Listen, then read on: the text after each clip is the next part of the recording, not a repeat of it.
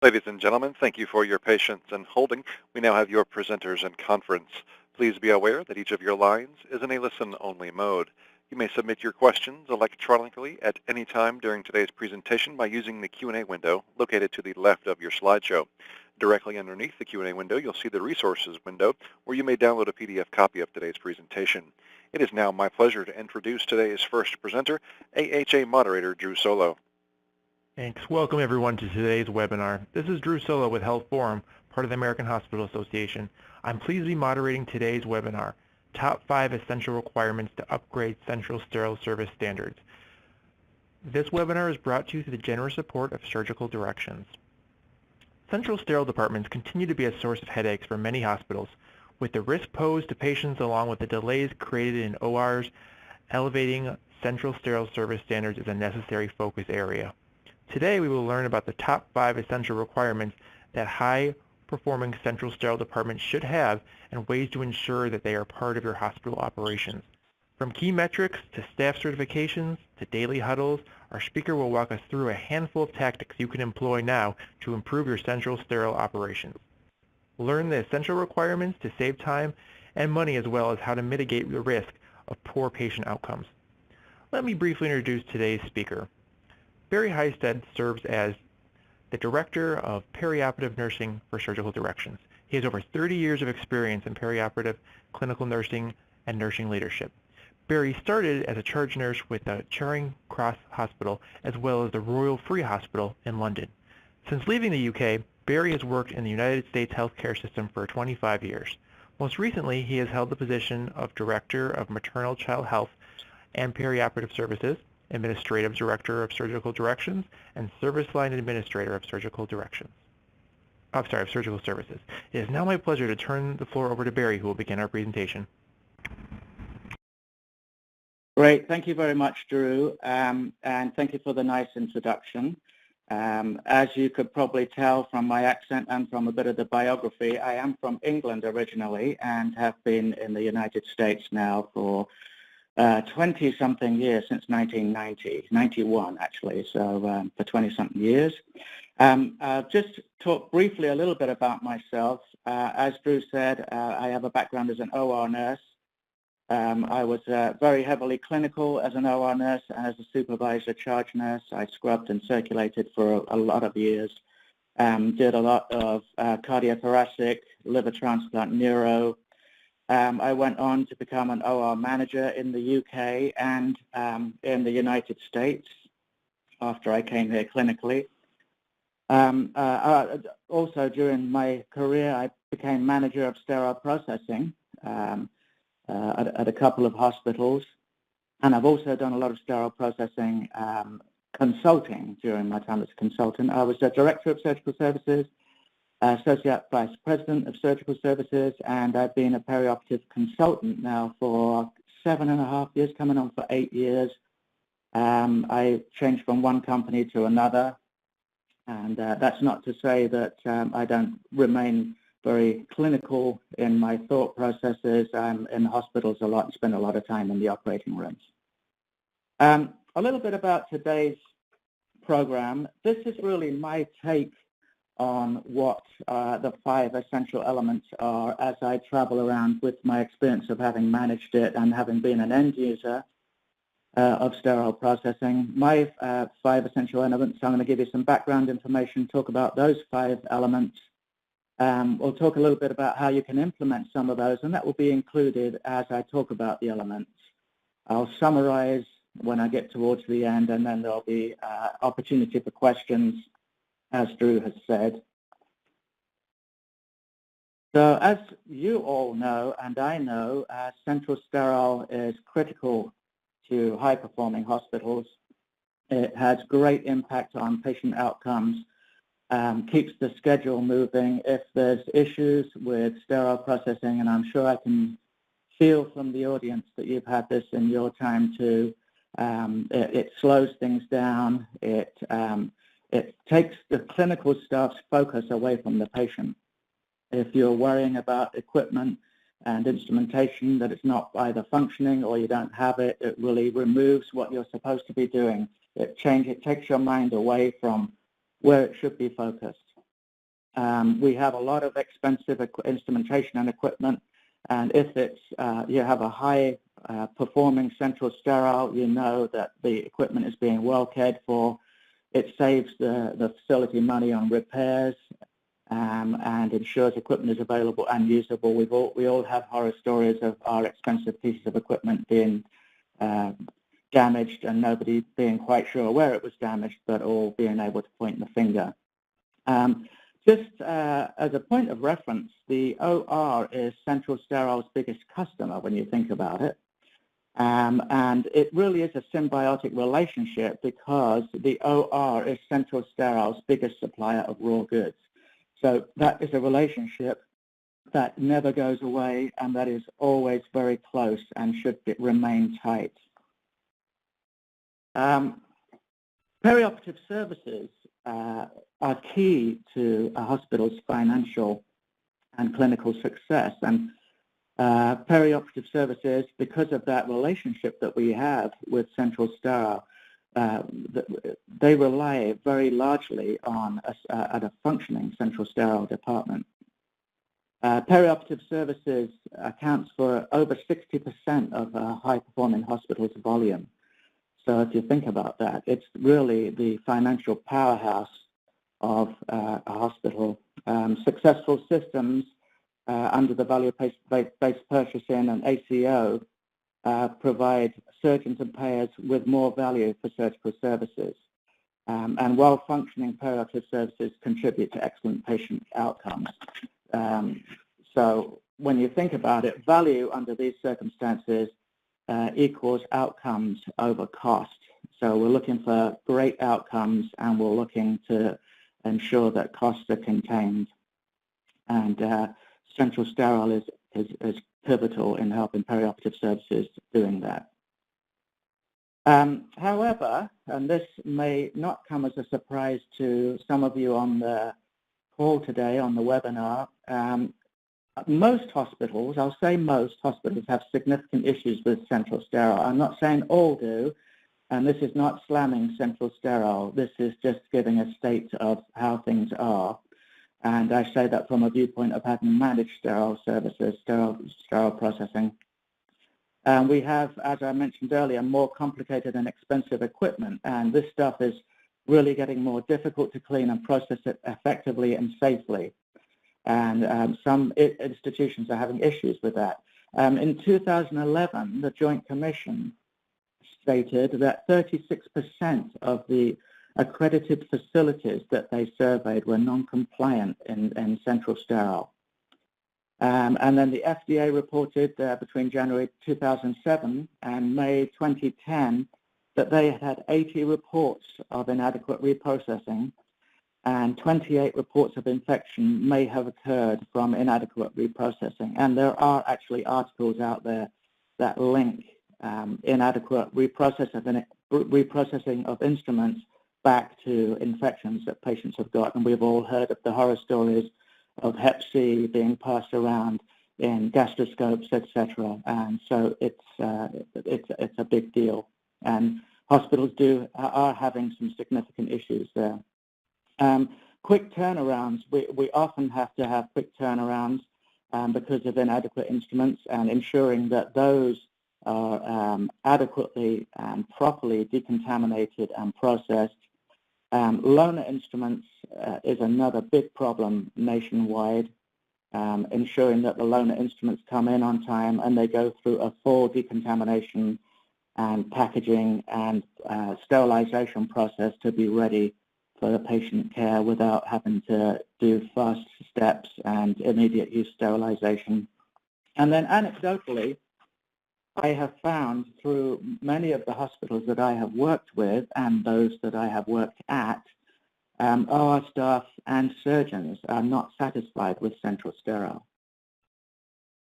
And I don't know if this rings true with you on the webinar today, but it's certainly something that I've come across whenever I speak to surgeons or OR staff. I think in almost every hospital I've been in as a consultant, and our company's been into over 500. I haven't been into all of those, but I've been in a lot of them. there is expressions of dissatisfaction with Central Sterile from OR staff and surgeons. And then these are some of the issues that Central Sterile can create. We've talked a little bit about it, but you can have really bad safety issues with poorly processed instruments and poorly maintained, missing supplies and equipment, and poorly educated and trained staff. And if you look at the picture there, that's blood inside of a kerosene rongeur, or at least bioburden that's stuck inside of there. Very difficult to get out, and you need a trained eye to process that. And as I mentioned a little earlier, we could have issues with delayed first cases, increased turnover time during cases. Dissatisfied and disengaged SPD workforce. SPD staff really become disengaged and dissatisfied when they spend their lives having people complain at them because things are not done right. And also they want to do the right thing. They come in wanting to do a good job every day. So they become dissatisfied and disengaged. And obviously we end up with dissatisfied surgeons, nurses, and technicians if they're having to deal with problems with sterile processing every day. So here are my 5 essential requirements. They may not match up with yours precisely, but I'll go through them. And as I say, there will be questions. These are my 5 essentials. Continuously enhance the staff in Central Sterile. Leverage employee engagement. End-user communication, actively track and publish quality data, and nimble department management, and that comes up with a clever little acronym of CLEAN. So let's start with the first one, continually enhancing staff.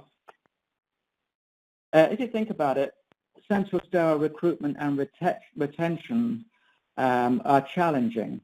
These positions are usually entry-level. The wage rates are not particularly good most times. Some hospitals have got onto this, and they're really doing a lot to improve it. Most times we have to hire inexperienced people into these positions. There's not very many ready-made sterile processing technicians ready to come to us. And this can lead to staff turnover too, because staff get burned out, they find something else. We lose people to. I lost one once that went back into housekeeping. They said, this work's too tough for me, and I'd rather have less responsibility for what I'm being paid. So it is a difficult situation. This obviously can lead us as leaders of sterile processing to assigning staff to work in areas when they're not well trained or oriented.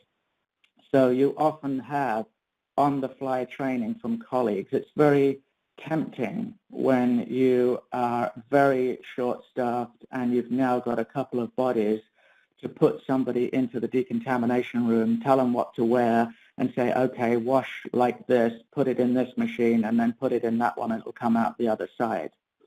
They can become very task-oriented and not understand the reasons that they're doing what they're doing, and that can lead us to problems. This is a really nice quote from Terry Goodman, who some of you may be familiar with, and I'll show you the copy of her book in a minute. Doing things merely because you were taught to do them in a certain way or because we've always done them that way doesn't protect you from making the same mistakes as those who taught you have been making. Protecting patients requires that you do what you know is right because you understand why it is right, and that is extremely important for us to bear in mind. So I'll get into this plan, the solution that I have for that, but I just want to say that as an anecdote, I walked into a decontamination room a few months ago at a hospital I was working with. Been there for a few weeks, so I knew everybody. And I went into the decontamination room, and the tech in there wasn't wearing the proper decontamination garb.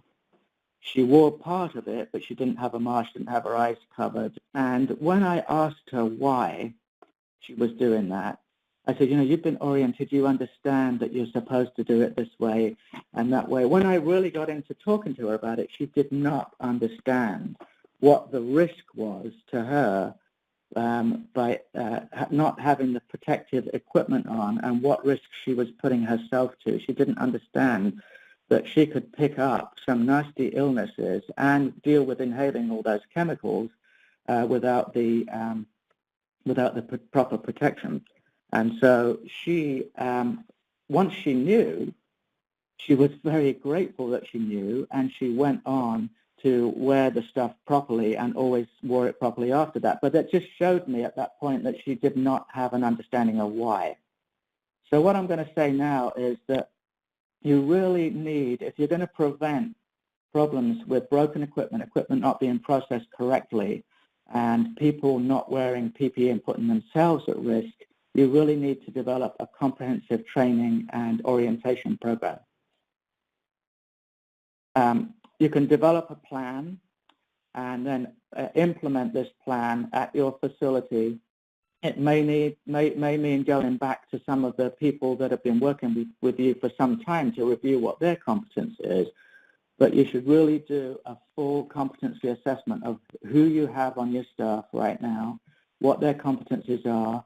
Some places are very good at doing annual competencies, but be sure that these competencies are up to date. And then when you hire new people, hire them and orient them and get them competent before you put them on the work. Do not be tempted to start them working without the training, because it will start going down the road of the person that's been working with them, teaching them how they do it, and those people may not be doing it the right way. Once you've got your full training program done and you know that everybody's competent, then you might have a little more leeway with that. These technicians really have to learn attention to detail. And we all know that they have to get attention to detail, and that cannot be just trained by throwing them in. Now, I'm going to say something now that you'll see there that might be controversial, and that is use traveling staff to fill the gap. And I'm saying that because it's very dangerous just to throw new people into dealing with these highly complex, highly technical processes without having them trained. And if you work with the hospital administration, and I have actually done this, worked with them to tell them exactly what the risks are if you are short-staffed and you are trying to orient people on the fly, what the risks are by not getting a couple of qualified travelers in for a 13-week assignment to dig you out of a hole while you get your staff competent. I think you'd be able to make a very good case, because it's a cheap trade-off to get somebody in to do the work while you're training your people. What I will say is that a lot of places don't have an educator in sterile processing, so I would say hire an educator or add responsibilities to existing staff. So if you've got a couple of leads, one of the leads may have interest in being an educator. So work with them to learn some educational competencies and get them in charge of education. Now, obviously, if you're going to give something to somebody, you're going to have to relieve them of some other responsibilities. So if you're going to make somebody an educator as part of their other job, then you're going to need to relieve something from them. So that's a really big deal, is being sure that you orient and train people before you put them on the job. I've been to many, many places where people are working, don't understand what they are doing or why they're doing it. It's not that they're dumb. It's not that they don't want to know. They just have never had the time put into them. And it's dangerous. And I would say that you would need to do ongoing competency checks with all of your staff if you're not doing those. And I'm sure a lot of you out there are. And I'll talk a little bit more about that later on. This is the book that Terry Goodman wrote. It's from Amy. This is your go-to. One of the go-tos. This has got knowledge, skills, competencies. This is everything you need to teach and train and orient and make competent your people. So I would suggest, I think it's a couple of $100. I'm sure a lot of you have it, but if you don't, it's a great thing to have. It has templates of everything that you can use if you don't have your own for competency checkoffs.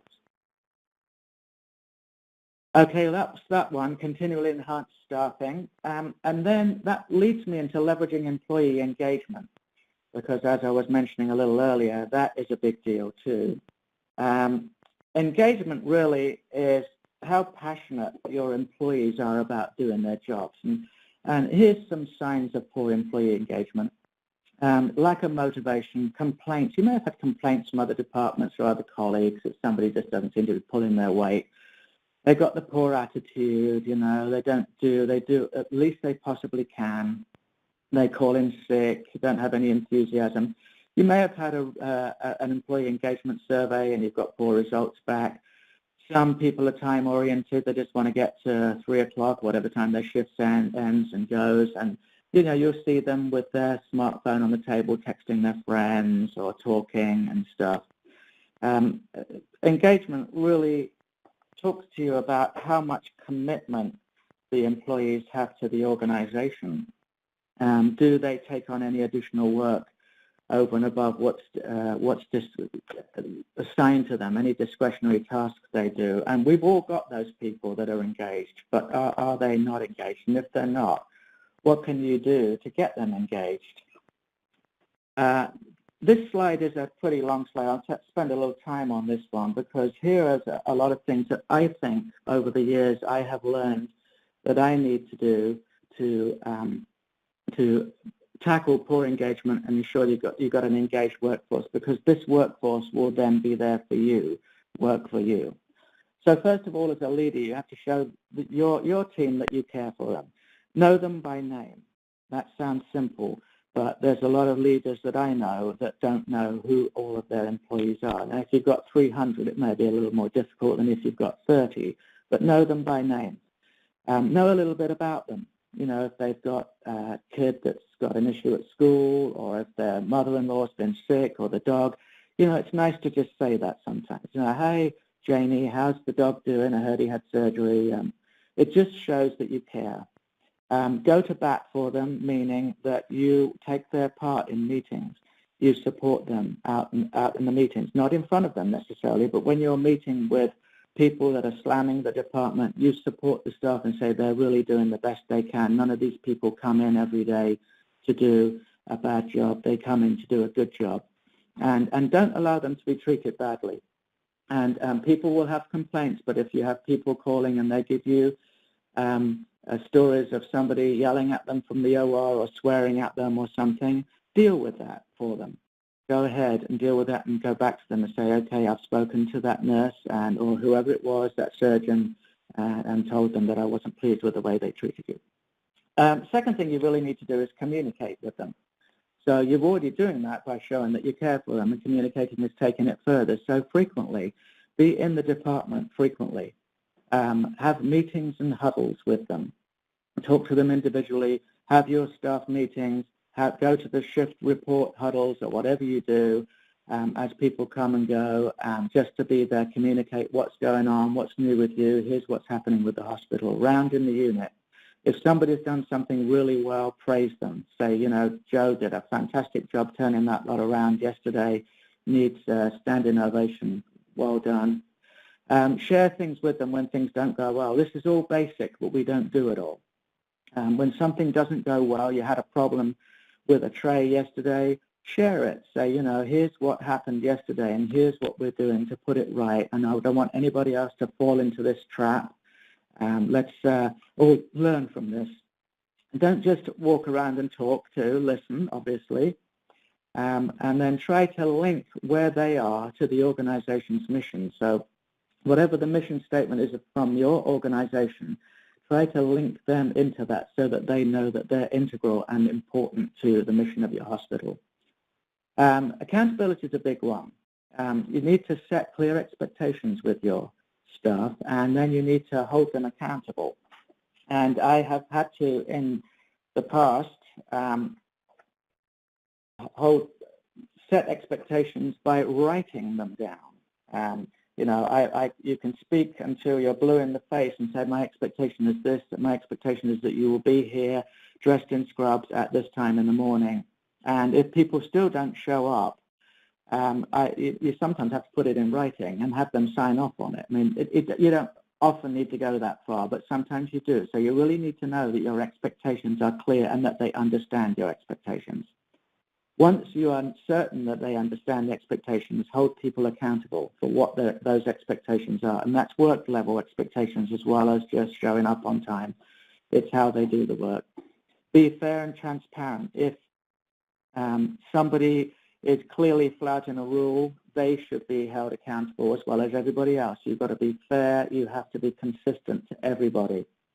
This will go a long way in tackling engagement. If the staff know that you're treating everybody the same and that you're fair and that you're consistent, it will do a great deal to improve engagement. And in fact, sometimes some people may not make it through this process. When you start setting people their accountabilities and then holding them accountable, some people may not make it through. And I sometimes call that a ritualistic burning at the stake or something like that, where somebody leaves. And if it's somebody that leaves that has been a long-term problem, you will see the temperature of your department really change, and it will affect positively the engagement. And then monitor and publish productivity so that everybody knows that they're not pulling the weight for everybody else. Develop the team. I talked a bit about this, education, career development. I, at one place, put together a career ladder for techs, bringing them in at a certain level, and once they reached a certain level of competence, they went up to a Tech 2 or something, and then lead technicians, and make that transparent. I had to work with human resources and my boss, and we had to get a few more dollars in the budget, but that really went a long way. That's more long-term, obviously, developing a career ladder, but think about developing the staff and what they need. Ask them what they want educationally. What do you want? What do you need to be happy? Work with your great performers and tell them, I really always want you to stay here. I never want to lose you. Please tell me what you need for me to keep you. And then give them responsibility with authority. In other words, as they start to develop in the department, put somebody in charge of working with the vendors and how that process works, or put somebody in charge of another project and give them the responsibility to do that. Really helps with employee engagement. Okay, the next one, I'm already 30 minutes in, so the next one is end-user communication. This is a big deal because, as I said earlier, the OR and sterile processing have this real symbiotic relationship, as the sterile processing does with the rest of the hospital and clinics that they provide service to. So as the little cartoon there says, and this is why we lift on 3 with the patient falling to the floor, it's all about communication. So lack of communication with your customers leads to lack of understanding, ABC environment, which is what I like to call the accuse, blame, and criticize environment, where everybody's finger pointing at somebody else. Definitely poor interdepartmental relationships, low satisfaction with end users, and as I said earlier, with sterile processing, if the communication's bad and they're always getting yelled at, their satisfaction really goes down and you lose people. Conflict, it definitely can affect patient safety, and you can end with staff turnover. From your department, sterile processing, and from the OR and other areas. So here's some tactics to improve communication. Some of this sounds pretty basic, and it is, and some of it not so much. So attendance at OR staff meetings. The OR staff, if they're having meetings with their nurses and techs and leaders, and sterile processing is not included in that, then it needs to be for some of it. Not for all of it, but at least for some of the meeting, so that everybody gets to know everybody and that they understand that we're all on the same team. The leader of the sterile processing department should be regularly communicating with the leadership team in the OR. So if there are OR managers meetings, the SPD leader should be part of that and should have things on the agenda to discuss. If there's an OR shift huddle every day in the morning and the afternoon, or shift report, or whatever you call it, there should be attendance there from somebody from sterile processing to be there to say where you are with trays, with turnovers, things in for tomorrow, all of that, and just communicate that. And then a big deal, I think, is the development of a collaborative practice council, and you could call this what you like, but collaborative practice council is a nice way of putting it, I think. And this is where you get a group of people together, and here's just a sample of one, an OR director and a CS director or manager, really just to support the team, and then have clinicians, nurses, techs, the central service technicians. You can bring in materials management if you need them.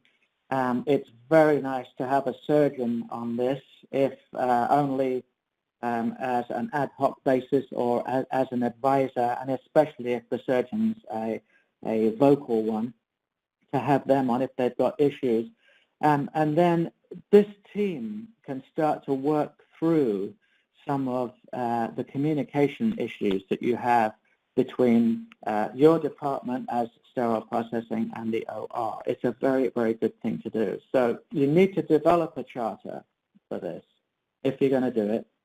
And everybody needs to know why they are meeting, who the membership is going to be, what the goals of it is. Why am I showing up to this meeting once a month for an hour? Are we really doing anything?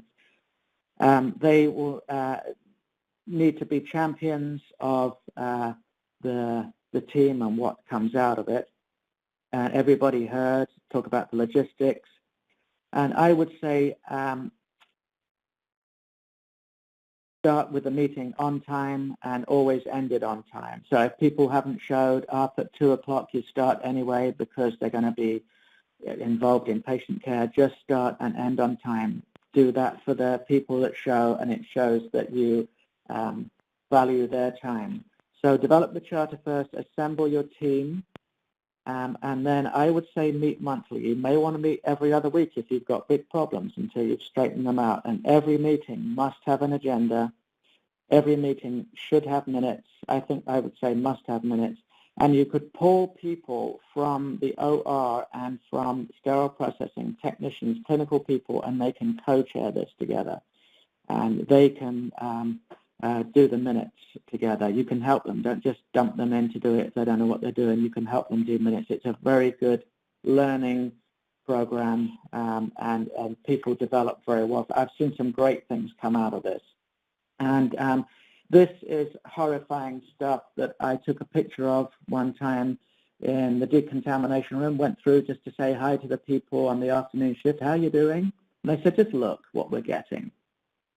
So, you know, you can see speculum, all these stuff, blood-stained instruments mixed with clean. The basin with the bottles of whatever that was, and a vaginal pack and sponges and a Foley. I mean, that just shows such disrespect to the people working in decontamination, in my view. And the acetabular reamers you see there, that came in and we got a call, can we have that turned around quick? Well, no, you cannot, because that's going to take somebody with a small brush an hour to clean all that dried up bone on the inside of those. This went to a collaborative practice council. The technicians, the surgical technicians and the nurses were horrified that this would have happened. They decided they were going to do something about it with point-of-use cleaning and instrument spraying, and they came up with this little woman here, and they posted her around every OR and saying with something on it like, I'm watching you. This was done by the surgical techs. This is not done by the people in SPD, but they really came together and solved problems. This is just an example of some of the problems that they solved, and they started going through areas where the communication was breaking down.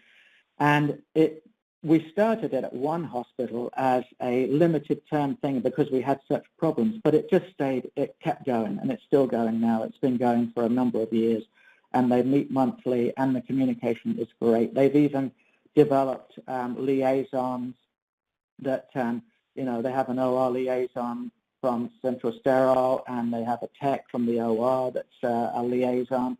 And I even knew one place that brought on hybrid techs because of this, and the hybrid techs scrubbed cases and worked in SPD.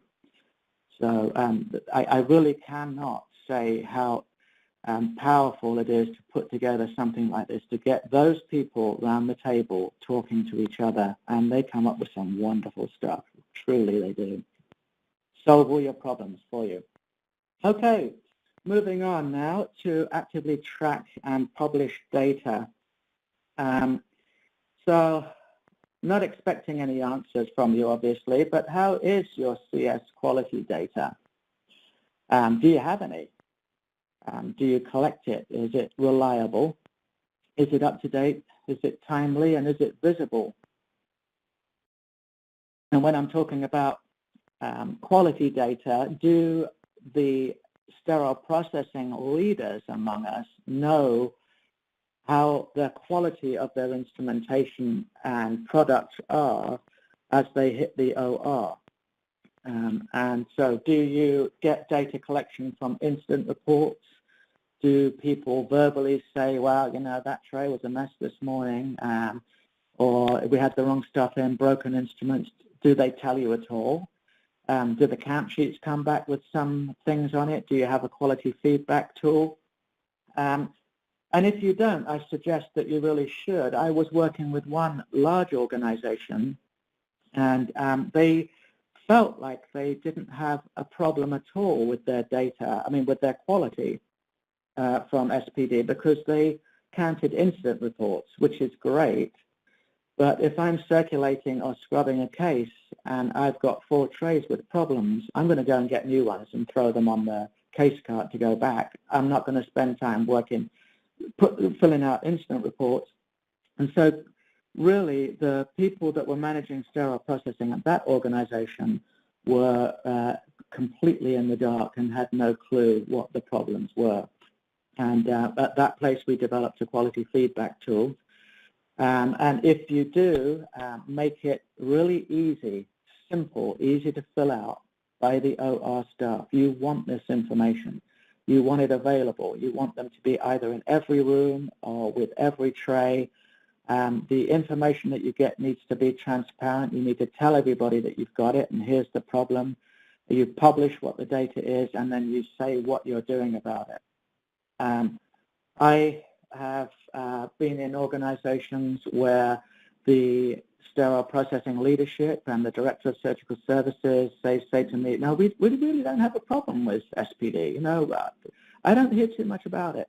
I go into the OR and I talk to the circulator scrubs and surgeons and say, so how's things from SPD? Dreadful.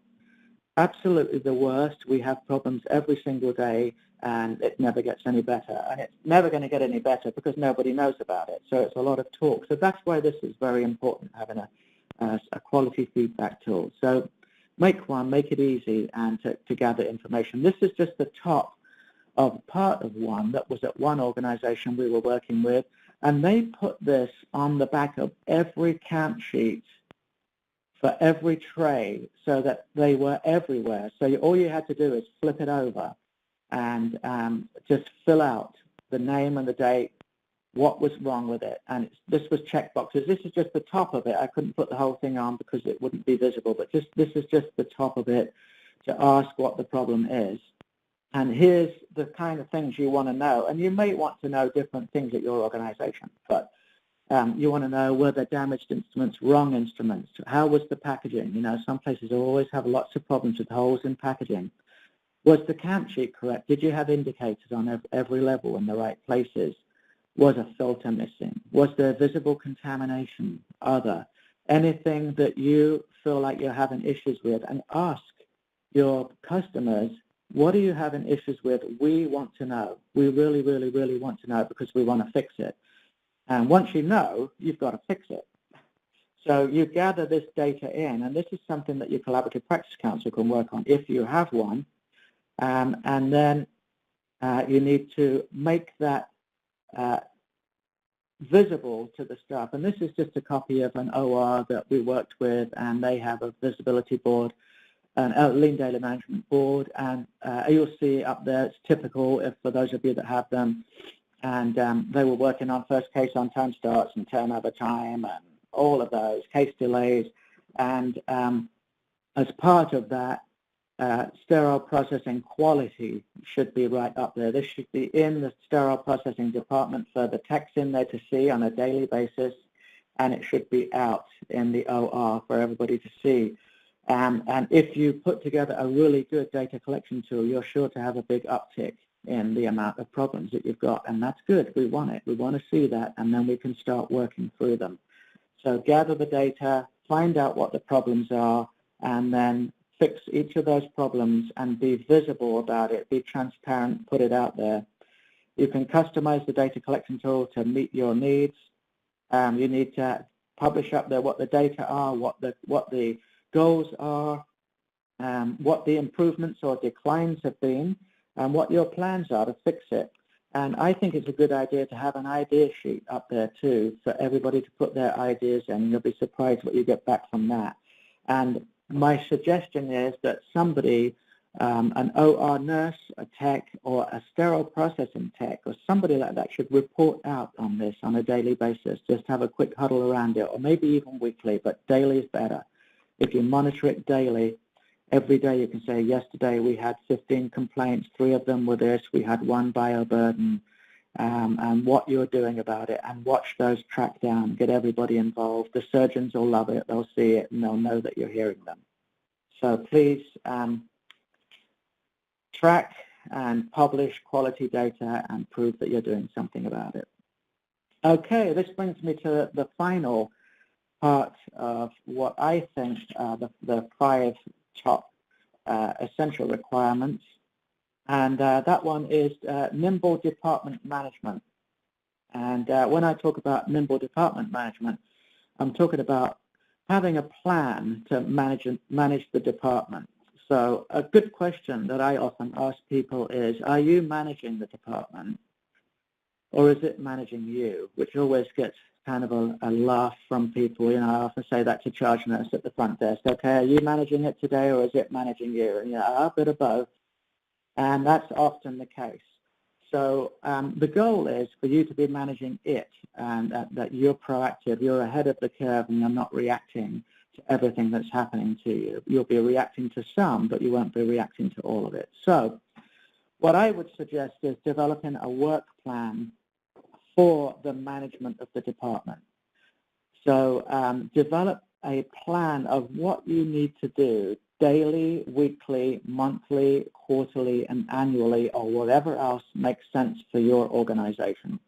There's certain things that organizations ask for, and there's certain things you need to do from a quality and regulatory perspective. So include plant department, human resources, quality, capital equipment, and then have a dashboard.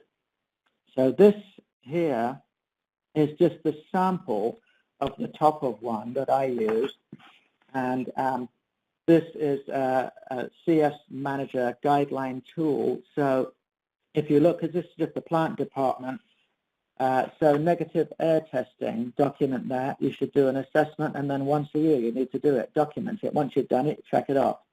Eye wash stations, do it weekly.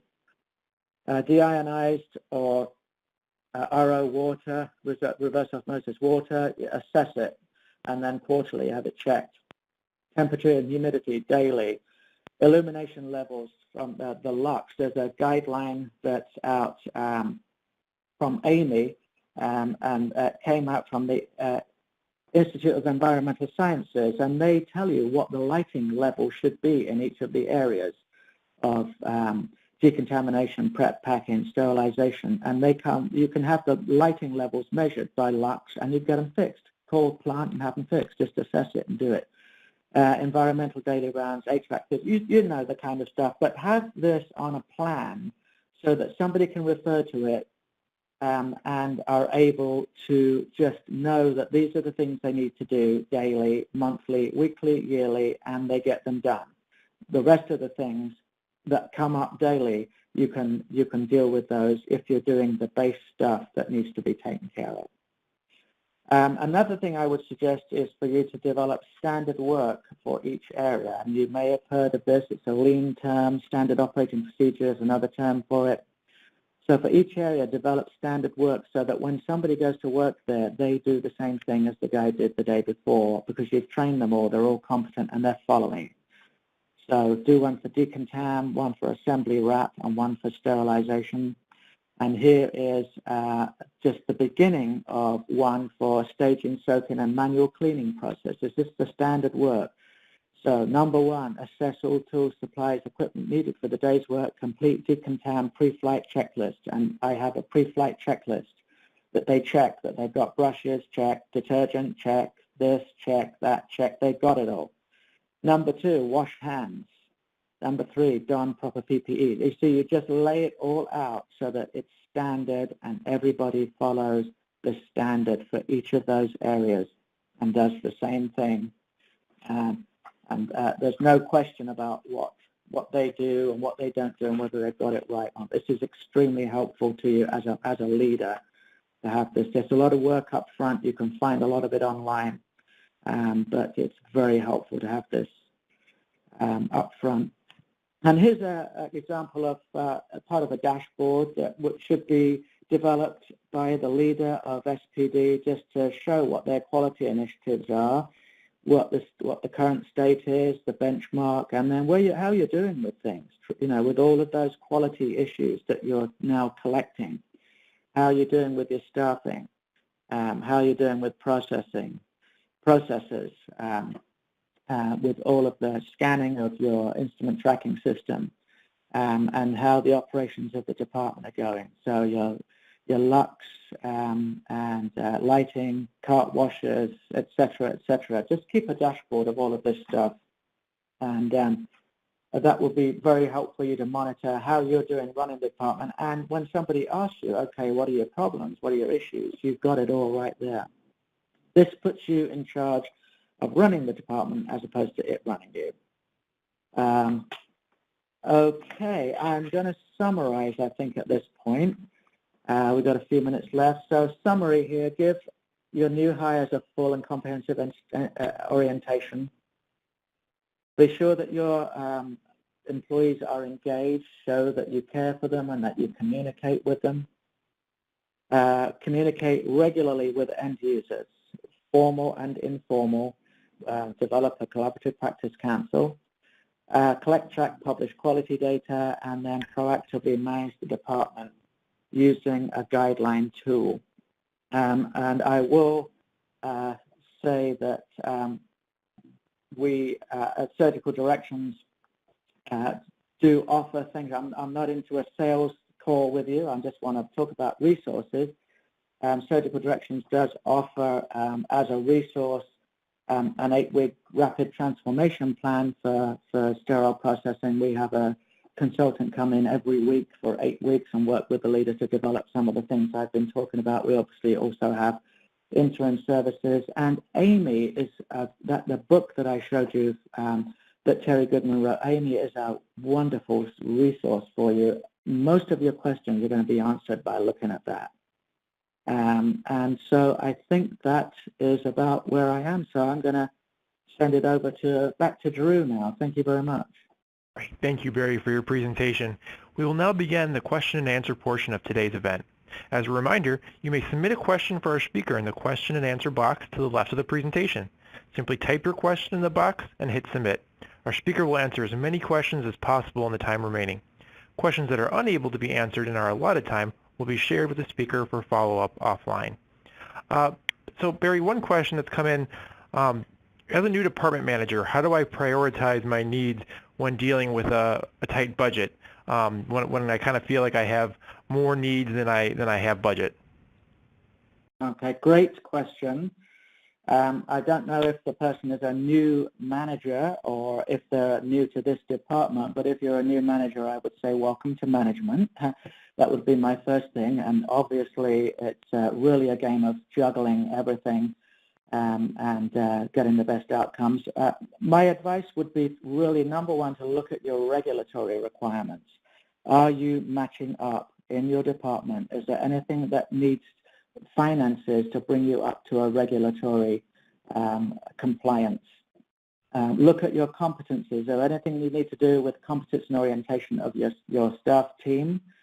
And review your communication with your end users and with the staff to find out from them what the priorities are. Obviously, it's going to be a tight budget. It's never easy to get money. But I think start with those regulatory requirements, competencies of your people, and take it from there. That will give you an idea of which way you need to go and what your priorities are. Great, good advice. When hiring a traveler, how do you ensure they were trained properly? The asker has come across many situations where they were not trained properly. Ooh, that's a good one. And what I would say with that is that when you hire a traveler, I would put them through a very rapid competency sign-off of your own to be sure that they are competent to work in your department. Somebody else may have said that they were, but check them yourself.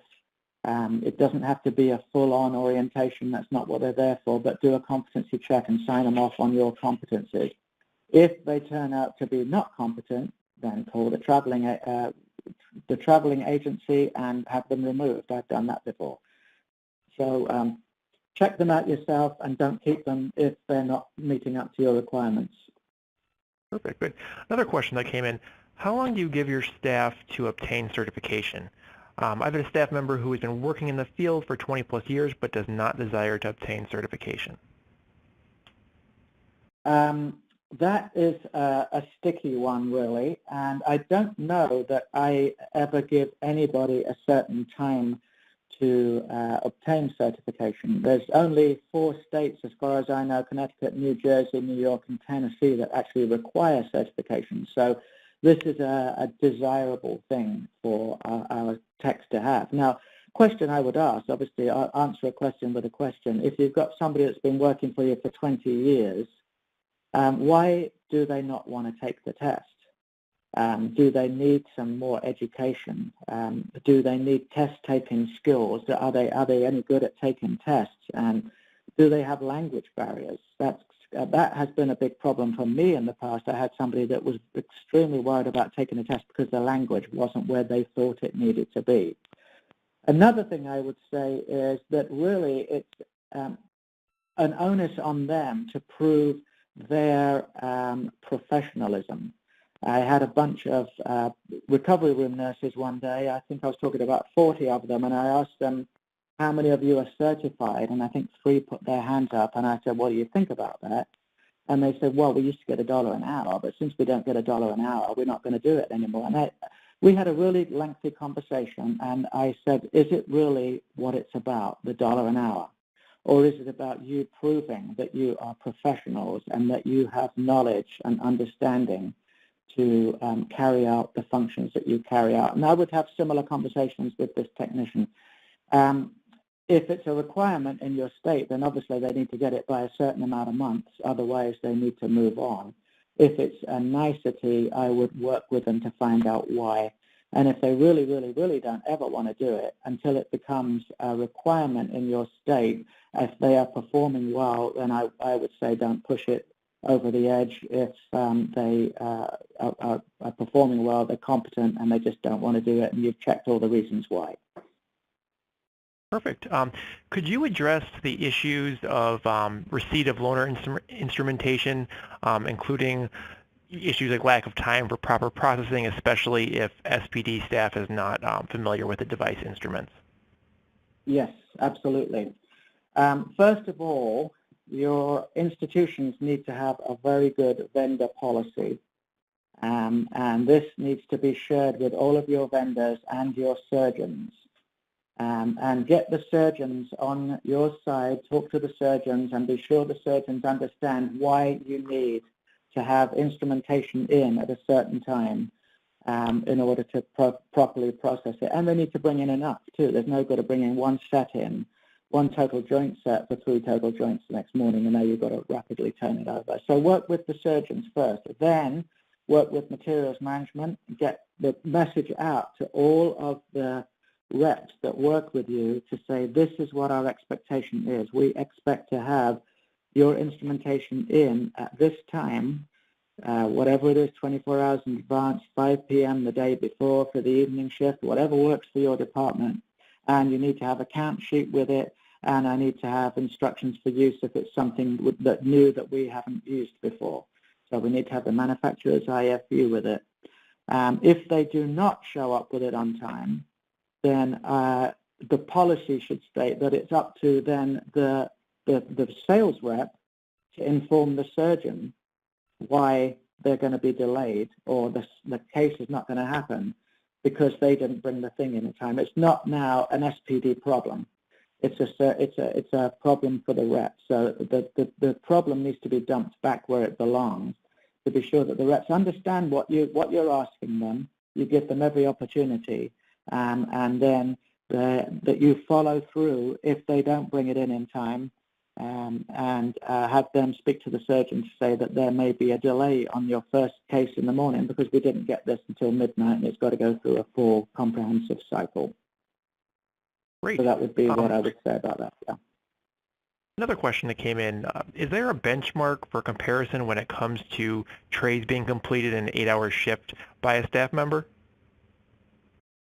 There are some benchmarks, and what I would say is it depends. Of course, it depends. What I've done, if you have a instrument tracking system, some of this can be on there, and you can use that to monitor productivity. What I have done in some institutions is I have worked with the sterile processing techs and leads to divide the trays into complex, intermediate, and simple, and then work with them and watch them work in and say, okay, how long does it take to process this tray from a wrap and pack perspective? I think we're talking about productivity. If I'm wrong on that, then please let me know. But from a productivity perspective, to see how long it takes, is it 10 minutes to do a simple one, 20 minutes to do a major one, and 40 minutes to do a heart and a transplant set, something like that. Then you'd need to monitor the productivity by having them either document manually or in the instrument tracking system how many of these trays they've done daily. And you can track and publish the productivity data every day of who did what yesterday and work with those that are lagging behind to see if they need further education. So benchmarks, there are some. We have a benchmark in our staffing tool that we look at to say that during an 8-hour, for this amount of trays, we need this amount of FTEs. So there is that kind of a benchmark. But I don't know that there's a national benchmark for how many trays per day. I think it depends on what the trays are and what your institution's doing. Okay, great. So what would you say, guidelines-wise, is an appropriate attire for SPD staff?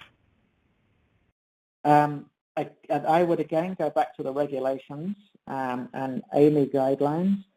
AAMI and AORN both agree that the attire for SPD staff is clean scrubs, laundered in a hospital-approved laundry, and changed into on-site, so they don them when they come in, and that they're changed if they become soiled. You change them. They don't wear long-sleeve things underneath. Jewelry is the same. Hair coverings, beard covers are the same. For those working in the prep and pack areas, they should be wearing long sleeves, so the cover-up jackets buttoned up to keep their arms covered so that there's no skin shedding going into the trays. And then obviously in the decontamination room, full PPE with face shield, mask, gloves, and boot covers. Okay, great. And we have time for one final question, which is, what benchmark do you use for IUSS as part of a quality dashboard? IUSS, the benchmark really now is below 1% of all trays. And that is a really tough benchmark to meet in some places. But that's the way to go. It should, if you're at 2%, you're doing okay, but you really want it down as low as you can. Some places are running around 5, which I think is in the terms of acceptable. If you're getting into 20, then no. But if you get below 5, you're doing well, and I would say below 2% is the absolute where you want to go. Obviously, the immediate use should only be used for rapid turnover of a single item And if you're going to do it, then it needs to be decontaminated properly and not just run under the tap in the scrub sink. It needs to go through a decontamination process, manual it can be, and then be sterilized. Okay, great. Thank you. That concludes the time we have available for questions. In the next few days, all attendees will receive an email that will include a link to the archived webinar session. Thank you to our audience for joining us, and thank you, Barry Heisted, for your presentation. Thank you to our sponsor, Surgical Direction. Thanks, everyone, for joining today's program. Have a wonderful afternoon. Ladies and gentlemen, that concludes today's presentation. You may disconnect your phone lines, log off the webinar, and thank you for joining us this afternoon.